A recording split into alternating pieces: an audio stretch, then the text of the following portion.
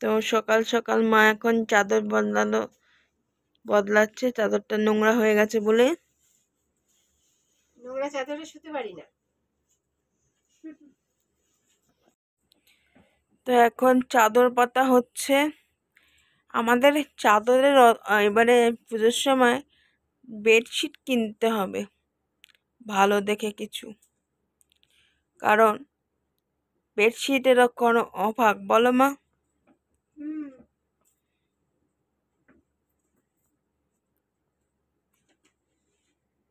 এই বেডশিটটা আমার খুব পছন্দ।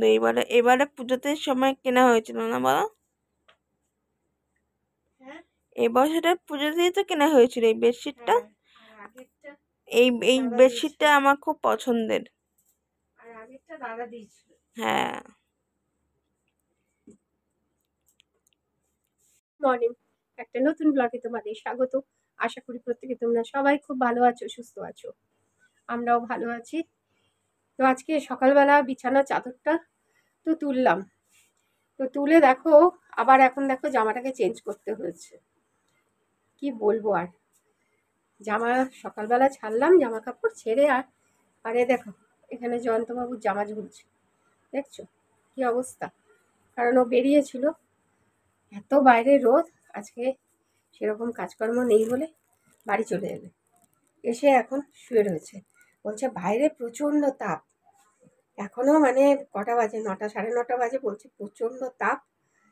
আর আমি বিছানার চাদর পাল্টে আমি ভাবলাম আগে কেচে নিই, জানো তো কাচতে গেছি, কাচাতেই পুরো ভিজে গেছি। এবারে ভিজে গেছি, আবার এখন জামা কাপড় ছাড়লাম, বাইরে রোদে মেলে দিয়ে এসেছি জামা কাপড় আর বেড কাভার। কারণ বেড কাভারটা ময়লা হয়েছিল, আমি ময়লা জিনিসে মোটে শুতে পারি না, জানো। তারপরে এসে এখন আমি ফুল তুলতে গেছিলাম, যে এত রোদ বাইরে, আগে বাইরের কাজগুলো সেরে নিই। তো আমার গাছে বিশেষ ফুল ছিল না, এই বাইরেই কটা দেখো, এই যে সাদা ফুল আর এই 4-5টা মতো লাল ফুল পেলাম, জবা ফুল, এই দিয়ে এখন আজকে পুজো হবে। তো কি অবস্থা, দাঁড়াও এখানে ফুলটা রেখে নি ঘরে। আর গরমে না এত ঘেমে যাচ্ছি, আর বারবার সেই জন্য জল খাচ্ছি, প্রচুর জল খাচ্ছি, জানো। সকালবেলা উঠে পুরো 1 বোতল জল শেষ করেছি, এই বড় বোতলের, দেখেছো। এই এখন আবার ভরে রেখেছিলাম, আবার এখন জল পিপাসা পেয়েছে, মানে একজন এসছিল, উনি আবার খেয়েছে বলে জলটা কমলো। আর এই যে আর পায়েলের বাবার জন্য একটু বেলপানা করে রাখলাম রোজের মতো, এই যে বেলপানা। আর আজকে বিশেষ রান্নাবান্নার চাপ করবো না জানো, কারণ ও বেলা আবার সুইটিদের বাড়িতে যেতে হবে। সেই জন্য ওর মা বলছে ওদের নাকি নিয়ম আছে, মেয়েকে শাখা পরিয়ে আনার পরে নিরামিষ খেতে হয়। তো আমাকে বলছে তুই বরণডালা সাজাবি বা বরণডালা ধরবি, তুই ইয়ে করবি আজকে, ওদের ওদের বাড়িতে আমার খাওয়া দাওয়া করতে বলেছে, সবাইকেই বলেছে। তো আমি না করেছি, আমি বললাম না না, তোদের লোকজন আছে, ওনারাই খাওয়া দাওয়া করবে। তো বলছে সে দেখা যাবে। তাই বলেছি না, আসলে আমাদের তো রাত্রিবেলা রুটি, তো সেই জন্য ওখানে ভাত তরকারি, আমি বললাম কাল থেকে তো খাবোই। তো আগামীকাল ওর বিয়ে, তো যতটা পারবো দেখাবো। বিয়ের প্রচণ্ড গরম, গরমে কি করব, নাস্তানাবুদ হয়ে যাচ্ছি, এরকম অবস্থা এখন। আর তোমরা তোমাদের দেখাবো আর কি, একটু পরে আর কি ঘরে যাই, ঘরে গিয়ে দেখাবো যে জয়ন্তবাবু একটা গিফট ওই দোকান থেকে আনেনি, জানি না কেন, অন্য একটা দোকান থেকে একটা গিফট কিনেছে। আসলে সুইটির খুব আর কি ইচ্ছা ছিল আর কি, যে মেসোমাসি এই গিফটটা ওকে দিক আর কি। তো সেই হিসাবেই আর কি ও আর কি চেষ্টা করছিল, যে একটু দেখছিল আর কি কোন দোকানে কীরকম আর কি পাওয়া যায়। তো বাচ্চা মানুষ, আর সব থেকে বড় কথা হচ্ছে ও খুব আমাদের খুব ভালোবাসে, জানো তো। তো এই ভালোবাসাটাও তো পাওয়া যায় না, তাই না। শুধু বা তোমরাও আমাদের এত ভালোবাসো। এই ভালোবাসাটা না মানে কি বলবো, ঈশ্বরের আশীর্বাদ।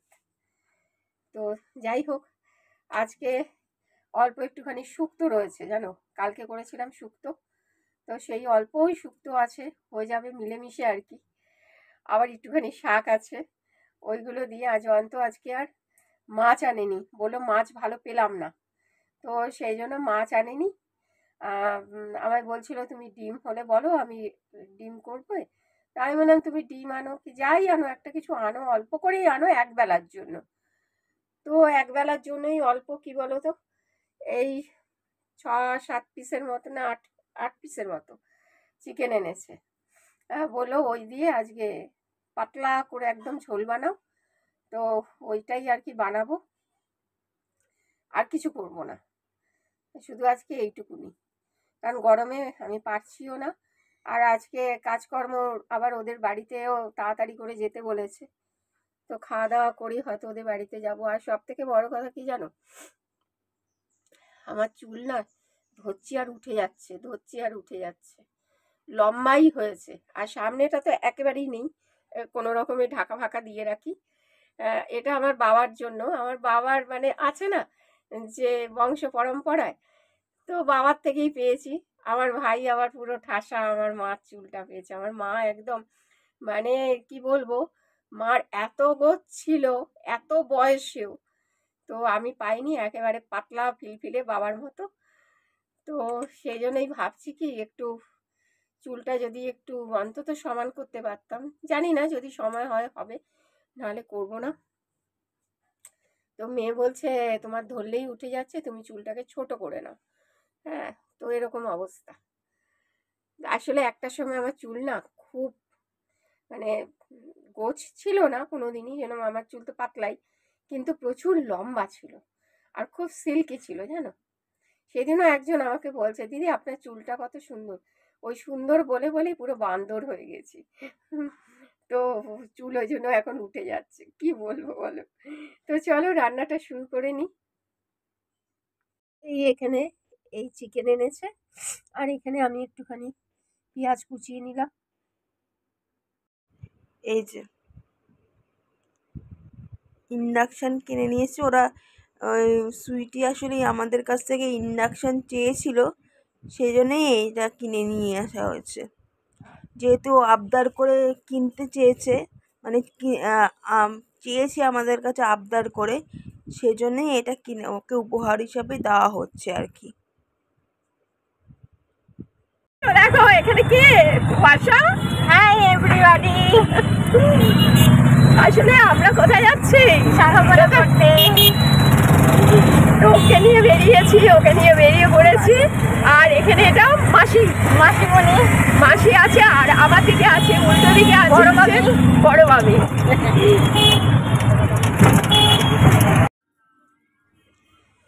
তো চলে এলাম আমরা এই শঙ্খ কাকুর দোকানে আর কি। কাকু শাখাটাই বেশি বিক্রি করে, শাখা পলা, আরও এছাড়াও বিভিন্ন রকমের হার, বড় বড় কানের দুল, সব কিছুই এই কাকুর দোকানে আছে, টিপ যা যা থাকে। তো ওনার এই দোকানটা 45 বছরের। তো আজকে তাই দেখে বললো তোমাকে অনেক দিন পরে, তো সুইটিকে শাখা পলা পরিয়ে দিচ্ছে। কাকু এত ভালো মানুষ, আর বেশ লাগছে সুইটিকে শাখা পলা পরে, আর মুখে ওর একরাশ হাসি, এত ভালো লাগে। আরও তো খিলখিল করে কথা বলে। তো এই কাকু ওনাকে আশীর্বাদ করলো আর কি। আমি বললাম কাকুকে প্রণাম করো, তাই কাকুকে প্রণামও করলো। তো কাকু তার মধ্যেই বেছে বেছে একটু লোহা এগুলো সব আর কি পরিয়ে দিচ্ছে আর কি।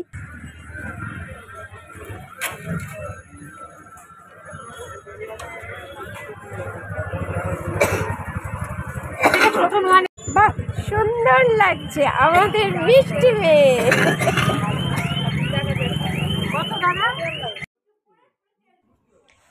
তো এখানে এখন ওদের বাড়িতে নিয়ে আসলাম ওকে। আসার পরে দেখছি ঠাকুরমশাই এসছে, আর ওর বাড়ির আত্মীয় স্বজনও রয়েছে। তার সাথে আমার বন্ধু আমাকে দেখি বসিয়ে দিল বরণডালা। তো ওর এক আত্মীয়কে আর কি ঠাকুরমশাই একটু বুঝিয়ে দিচ্ছেন বরণডালা কীভাবে কি সাজাবেন, আর সমস্ত বরণ ডালার মধ্যে সব কিছু রাখতে বললেন আর কি। আর ঠাকুরমশাই বেশ ভালো মানুষ। বসে আমরাও পরে একটুখানি কথাবার্তা বললাম ঠাকুরমশাইয়ের সাথে। তো এই সাজানো নিয়েই একটু এক একজনের নানা মত হচ্ছিল। তো এখন আবার সুইটি এখন খেতে বসেছে আর কি আজকে। তো এর মধ্যেই সুইটির বাবা না কেঁদে ফেলেছে। তো দাদাকে আমি আবার একটু সান্ত্বনা দিলাম। আর সুইটি তো এদিক ওদিক দেখছে আর ওর মুখে একগাল হাসি। তো সাথে জয়ন্ত এসছে, কারণ জয়ন্তকে নিয়েও আবার সুইটির বাবা একটু কাজে কর্মে আর কি ওকেও লাগিয়ে দিয়েছে যে দাদা আমার সাথে চলুন। তো ওই বিয়ে বাড়ি যেখানে হচ্ছে সেখানেও ও গেছে।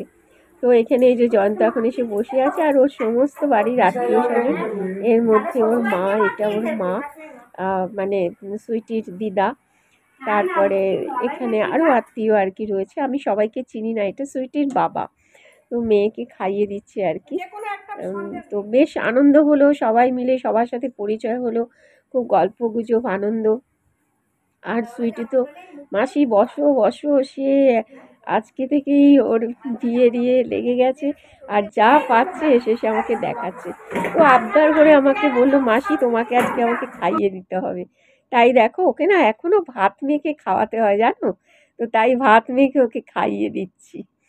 তো আমাকে বলছে আমাকে পুরো ভাতটা কমিয়ে তোমাকেই খাওয়াতে হবে। তো দেখো সেই জন্য আমি বললাম ঠিক আছে, তোর যদি ভালো লাগে আমি দেব। তো এখন আবার ওদের নিয়ম আছে বরণডালা আবার পাশের বাড়িতে রেখে আসতে হয়। আজকে ওই বাড়িতে আর কি রেখে আসবে, তারপর আবার কালকে সকালবেলা। তো আমরা এখন একটু উলু জোকার দিয়ে একটু পাশের বাড়িতে যাচ্ছি আর কি। এই 2-3টে বাড়ি পরে আর কি ওনাদের বাড়িতেই বরণডালাটা রাখা হবে। আর একটু জল সামনে আর কি পরিষ্কার করতে করতে যেটা নিয়ম আর কি, তো জল ঢালতে যাওয়া। বেশ মজা হচ্ছিল জানো, এই জিনিসটা আজকে আমি দেখলাম, বেশ ভালো লাগছিল। এটা কিন্তু আমাদের আবার নেই। তো এক এক দেশের এক এক নিয়ম। তাই এটা ওর বড় মামি আর কি বরণডালাটা নিয়েছে আর কি মাথায়। তো আমরা সবাই মিলে এখন ঢুকছি। তো এইমাত্র আমি আর জয়ন্ত বাড়ি ফিরলাম আর কি। ওরা জোর করে সেই একটু ভাত খাইয়ে দিল। তো রাত্রিবেলা আসলে ওদের নিরামিষ। আমি এই প্রথমই দেখলাম যে আরও যারা বাড়ির লোকজন ছিল আর কি, সবাই আমরা একসাথেই বসে গেলাম খাওয়া দাওয়া সেরে, এখন এই বাড়ি আসলাম। তো আজকের মতো এখানেই ভিডিওটা এন্ড করছি। যদি তোমাদের ভিডিওর কিছু ভালো লাগে তো লাইক শেয়ার করো আর সাবস্ক্রাইব করে আমাদের সাথে থেকো। নমস্কার, শুভরাত্রি।